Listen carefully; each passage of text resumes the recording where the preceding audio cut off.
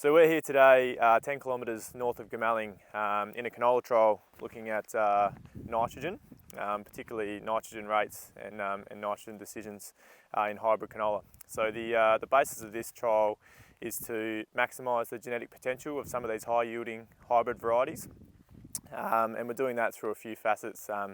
So firstly, looking at nitrogen rates. So we're pushing rates of nitrogen up to 240 units of N, so really pushing that over the top to build a nitrogen curve.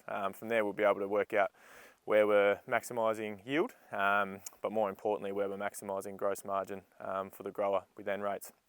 The second facet of this trial is looking at timing of nitrogen, so we're comparing upfront with post-emergent treatments of N. So that's what Jack and Sarita, our research officers, are here doing at the moment, streaming out UAN as our post-emergent treatments. We're also doing a combination of both, which is probably closer to farmer practice, and then working out whether there's any yield penalties between any of those treatments. So from there, it'll help us and help the grower make decisions on nitrogen moving forward when we have similar conditions to this and above average potential.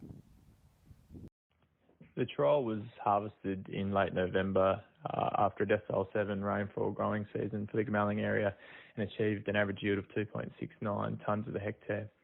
The relatively high yield of 2.31 tonne for the new N treatment indicated mineralisation of residual soil N likely occurred during the growing season and provided a reasonable amount of N to the plants.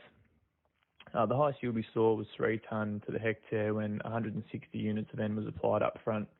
This was 30% higher yield than the nil N treatment. For almost all N rates, applying all the N up front resulted in higher yields than both post and split applications. Applying all that N post-emergent in late June resulted in the lowest yields of the 3 strategies for all N rates, and this highlights the importance of addressing canola N requirements early, especially for these high-yielding hybrid varieties. Surprisingly, yield responses to N was not great enough to say that canola yields were significantly affected by increasing N rates. Despite the high yield of the nil N control, returns from nitrogen treatments exceeded the control in all treatments, except where applications were split at the very high rates of 160 and 200 units of nitrogen. The treatments with the highest gross margins were upfront N applications, with 40, 80 and 160 units applied at seeding, all producing the highest returns of an additional 15% compared to the nil N control.